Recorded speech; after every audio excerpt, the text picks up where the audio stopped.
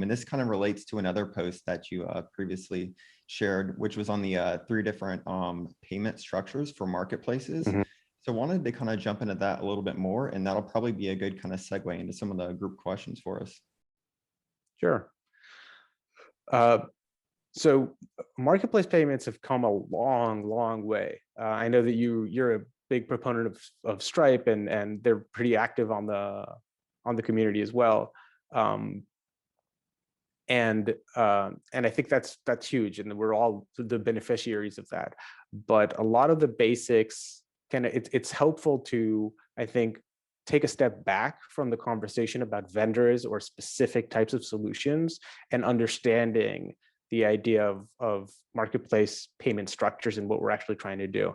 At a high level, obviously, I'm just going to cover this, although I'm sure this is not news to anybody. As a marketplace, if you decide to do payments, and you don't have to, there's plenty of business models that require that are a valid marketplace, connect supply and demand, and don't require payments.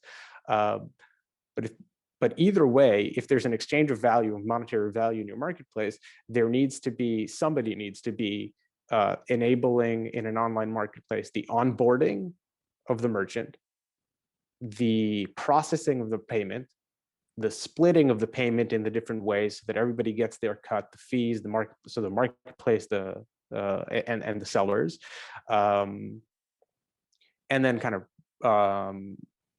everything around that, risk management, et cetera, KYC.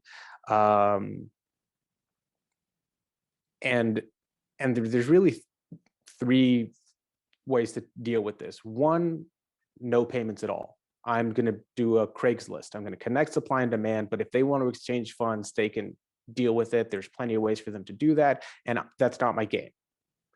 And that's valid for a lot of lead gen marketplaces. Thumbtack's a really great example.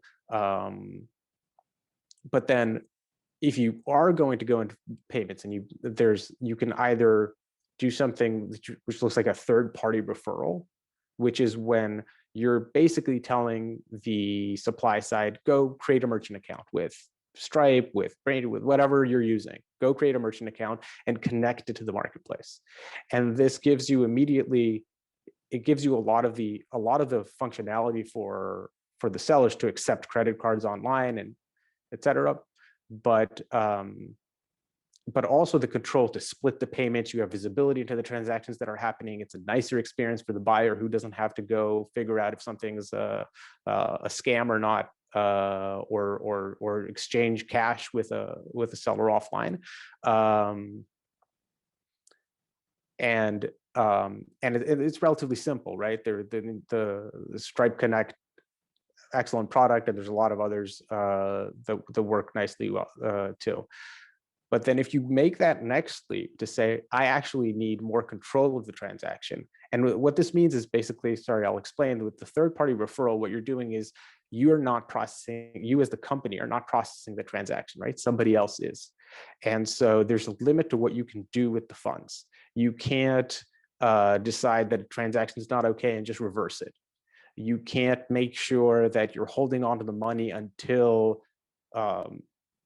the supply side made or the supplier delivered the merchandise or the value, and only then release the payout.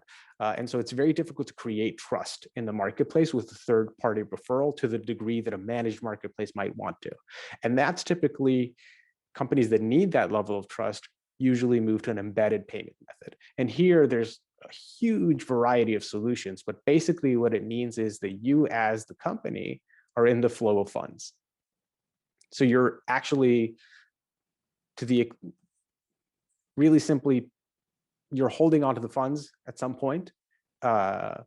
It could be in an FBO account or some other mechanism that protects the funds from the company doing wrong with it, but you're holding onto the funds, and that gives you control to pay out when you need to, and basically be the arbiter of trust in the marketplace. And a lot of companies kind of make changes based on their business model and their strategy between these different types of solutions. So I guess